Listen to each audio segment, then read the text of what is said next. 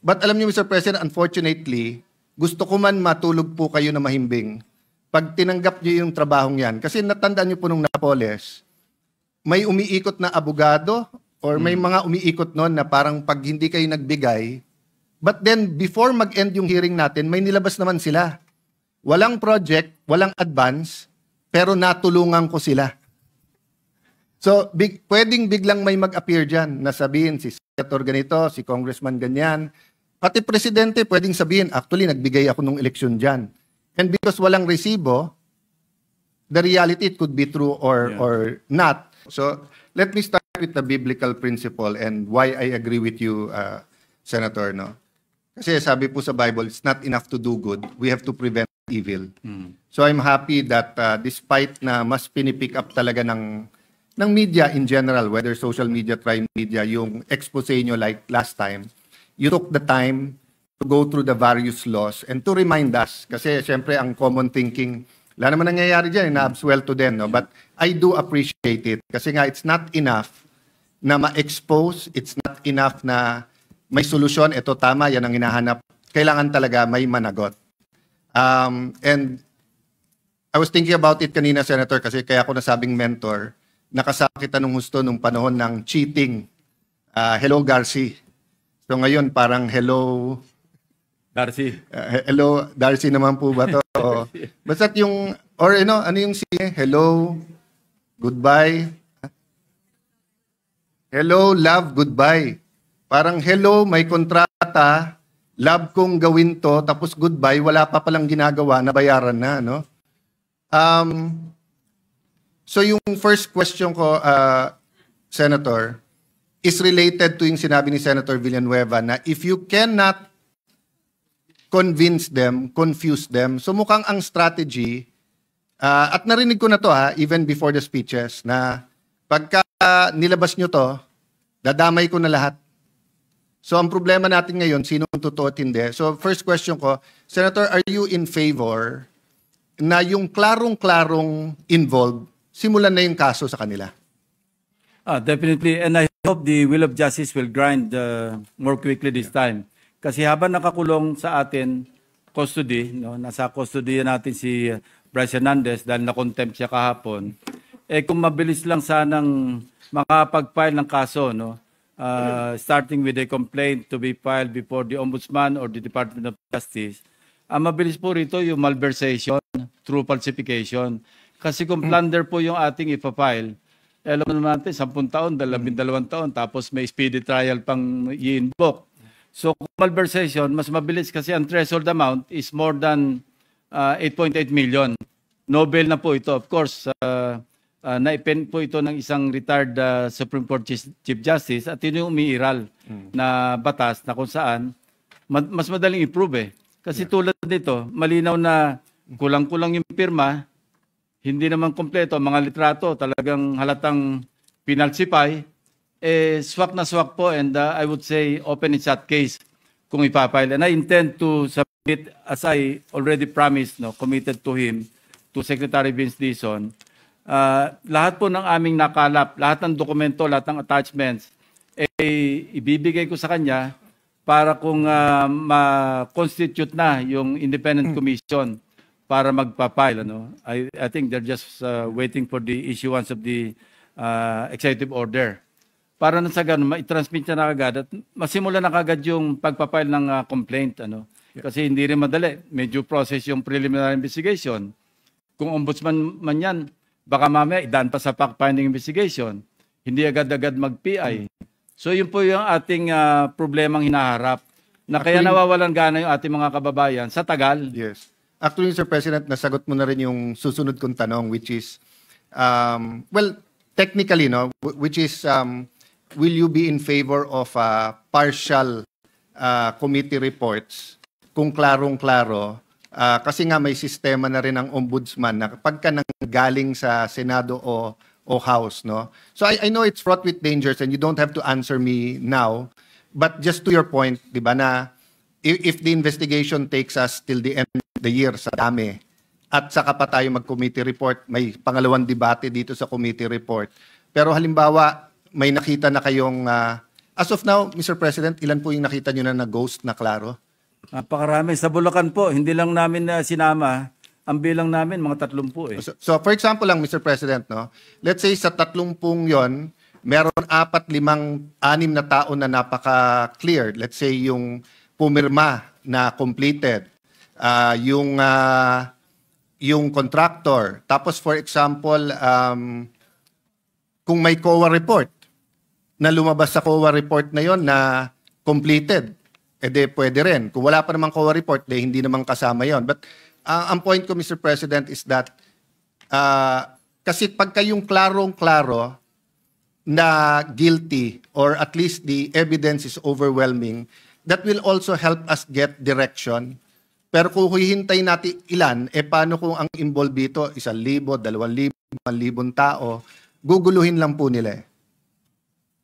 Yes, Mr. President, that without President, no? Yes. Dahil nagawa na natin ito eh.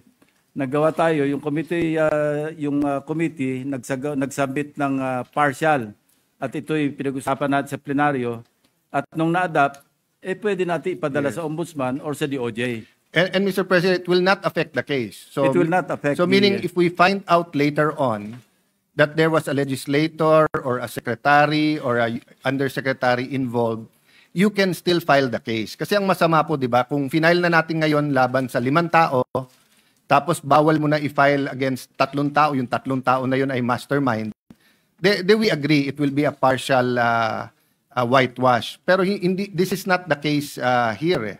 No, the case here is that if in the course of investigation may lumabas na equally as guilty or mastermind or accessory accessory after the fact, pwede pa naman pong kasuhan yon. Yes, Mr. President. As long as kompleto resibo. Kasi mahirap yung sabi-sabi, turo ka ng turo, asan yung pruweba mo? That's right. Hindi po ba? And that's part of the confuse them. So, one of the effects of today of naming 2 senators, burahin ko muna yung pangalan ng 2 senador. Sabihin natin hindi sinabi yung pangalan ng 2, sabihin natin hindi kilala. May chilling effect din yun eh. Para bang sinasabing, oy, pag nag-ingay din kayo at nagtiga din kayo sa Blue Ribbon dito, ipapangalan namin kayo. Di ba? Ang daling magpangalan ngayon. And I'll go beyond pinangalan ka na tumanggap. Ngayon parang lumalabas is nag-advocate ka lang ng isang proyekto. Or yung, for example, no, if a state university now suddenly has a building, what if ikaw yung presidente, wag ng congressman o senador, ikaw ay pangulo ng university na yon at gusto mong itayo yung building, parang may implication ka agad na kasama sila sa kalokohan. Paano ko yung building na yon na-inspect, wala rin namang mali? So, nakikita ko po na yes, we have to be thorough, but tama po kayo na pag walang resibo, in fact, umaabot nga minsan yung walang resibo na nagbabanggit ng project, pero hindi naman sinabing may problema sa project na yon. Yeah. Speaking of chilling effect, Mr. President, I remember, no, just occurred to me, noong yung na policy issue exploded right in our faces, ako pa mahimbing ang tulog ko noon. Kasi wala naman po akong pork barrel. So, mahimbing ang tulog ko. Hindi ako nag-aalala na kinabukasan. Pagbukas ko ng dyaryo, makikita ko yung pangalan ko doon. And similarly, in this particular issue, pag ako po naturo, baka manghabol ako ng... Well, unang-una, Mr. President, alam naman po natin relationship natin dalawa. We don't always agree, but you've always looked over my back then. I hold the record of the fastest to be confirmed because of you and of course, the Senate President sa DFA. But alam niyo, Mr. President, unfortunately, gusto ko man matulog po kayo na mahimbing pag tinanggap niyo yung trabahong yan. Kasi natandaan niyo po nung Napoles, may umiikot na abogado or may mga umiikot noon na parang pag hindi kayo nagbigay, but then before mag-end yung hearing natin, may nilabas naman sila. Walang project, walang advance, pero natulungan ko sila. So, pwedeng biglang may mag-appear dyan na sabihin si Senator ganito, si Congressman ganyan. Pati Presidente pwedeng sabihin, actually, nagbigay ako nung eleksyon dyan. And because walang resibo, the reality, it could be true or not. So, I'd like to bring to point, just like Senator Villanueva, itatanong ko sana to, Actually, sumulat ako kay Chairman Marcoleta sa Blue Ribbon na mag-attend ulit ang hepe ng BIR. At kasi nabasa ko sa dyaryo, nilowa na daw nila yung mga contractor ngayon. But nung araw po, isang lowa lang sa isang taon. Ngayon, 3 po o 4 pwede. So maraming nagrereklamo na tuloy-tuloy yung mga lowa. So gusto ko sanang malaman, kaya sumulat ako, pinapacheck ko sa staff ko kung sumagot ang BIR. In the last 3 years kaya, etong nakakakuha ng bilyon-bilyon, na-issuean kaya to ng lowa ng BIR, ng regional directors? And if yes, ano yung resulta? Kasi kung ghost, Mr. President, di ba? Makikita mo sa audit eh. Ang point ko, Mr. President, gusto ko idagdag yung Al Capone theory. Oh. Na pag hindi mo mahuli sa murder, sa smuggling ng alak, sa prostitution, sa smuggling, pero kitang-kita yung pera, pwede din natin idalihin yan sa tax evasion. Yes, I fully agree, Mr. President. Ang problema, as pointed out by our Senate President during his interpellation, sinabi niya, merong isang contractor, ito yung Alpha and Omega, may kaso na sa Court of Tax Appeals, nirenew pa uli ng pickup yung kanyang lisensya. So how can you reconcile kung hindi systemic yung corruption? I don't know what is. Yes. Ano? No, I agree, but someone we know very well commented and was congratulating you. But sabi din niya, o tandaan natin, hindi lang DPWH, marami pang iba. I think nabanggit niya BIR. Siya nagbanggit, hindi ako. But ang point ko, if we really want to get away with, if we want them to get away, we do not address the culture. And I think this has been your life's work, not only to expose, but to, that's why Follow nga, through, yeah. that's why nga pagdating sa pork barrel, you decided na, hindi na, because you want to get away, you want to take away, not get away, you want to take away that culture. You want to replace that culture with a culture that doesn't promote corruption. So natutuwa ako na yung customs umakto kaagad, hinabol yung mga sasakyan. Natutuwa din naman ako sa BIR na nag-issue kaagad, tinignan, nag-issue ng LOA. I think mag-executive session bago nila i-submit. But I want to look deeper, Senator Kuya Ping. Sana matignan din natin ano pang ibang ahensya ang pinagtakpan tong mga, kasi ang isang tinitignan ngayon ng BIR, social media. Pero kung makikita natin yung tinagurian Nepo babies, grabe po yung yung kayamanan nandun . So ordinarily, kung anak po yan ng mga oligarchs natin, na BIR na yan . For all I know, baka na BIR na. Hindi ko lang sure, but baka pwede nating tignan. And the last point, Mr. President, may I request your staff na ibalik dun sa text ni Yusek Kati. Yeah. May isa lang po akong comment kung papayag kayo. That's the most popular and most demanded part of the privilege speech. Pakibalik nga uli yung text message. By the way, I asked the permission of the Senate President if I could... Yes, of course, Mr. President. And of course, Mr. President, we are covered by immunities and by plenary power. Precisely so that, in aid of legislation, we can do this. And yung Blue Ribbon goes beyond in aid of legislation. So sabi pala ng staff ko, sumagot ang BIR, pero yung dokumento at detalye sa executive session. So I look forward to that. Mr. President, tinanong ko rin, just like Senator Villanueva, hindi ako naka-attend ng huling hearing kasi nga nabalitaan namin may change of leadership. Hindi rin kami naka-attend kasi busy kami nagbibilang ng numero. The hearing before that, natanong ko si Yusek Kati kasi may tinatawag na EAW, which is 3.5% ng lahat ng project. Yes. At part dito po yung testing, yung pang-monitor ng project. Sa 3 taon, umabot ng 100 bilyon na napupunta sa DPWH. Sa central office. Pwedeng sa central office, pwede din pong Alam niyo, Mr. President, isa ito sa pwedeng tanungin sa budget deliberation natin. Dati 0.5 lang yan .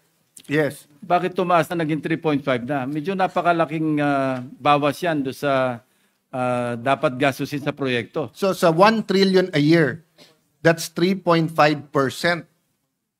So sa 3 years, di ba, gaano kalaki yan? But ang point ko po, biglang, hindi lang amnesia Parang ang sagot ni Yusek Kati, panay hindi niya alam, etc. Tapos tinanong ko siya doon sa geotagging. Sabi ko, nabanggit ngayon ni Senator Mark na may geotagging, hindi din daw niya alam dahil sa planning. So I just wanted to point out. Mr. President, if I may interrupt, no? Yung geotagging na yan, panahon pa ni Secretary Singson, ginagawa niya na yun eh. Pagka meron tayong budget deliberation at nandiyan sa plenaryo, magtanong ka sa kanya ng yung status ng isang proyekto, titingnan niya lang sa iPad niya, sasabihin sa iyo eh. So the point I want to make, Mr. President, is parang sunod-sunod ang sagot niya na hindi niya sakop, hindi niya alam, hanggang tinanong ko siya na meron naman kayong execom. Pero dito po sa text message, ang linaw, sabi niya, tingnan niyo para ma-vet ko. Redundancy, overlap, prior funding, correct location, alignment of national priorities, and consistency for menu of local projects. So, one, malinaw na yung insertion ay hindi lang legislators at hindi lang sa BICAM. Sa pagpapagawa pa lang ng NEP, pagka malakas ka dun sa departamento, pwede mo ipasok, except that mas may guidelines sa umpisa. But number two, it just shows that yung sagot ni Yusek Cathy is so different from her text. Kasi sa text pag tinignan mo, parang napaka-organizer, tignan nyo po, di ba? Titignan kung may redundancy, ibig sabihin kung yung project na pinasok mo, pinasok na ng Mr. iba. President, I'd like to believe na pro forma yun. Yes. Pero even if Standard na sagot niya yan. even if pro forma, even if staff niya yung magche-check, ang pro forma yung text na yun. Yes. But ibig sabihin, Senator, ang layo sa sagot niya ng, sir, hindi ko departamento yan, hindi ko alam. Di ba? So I'll stop there.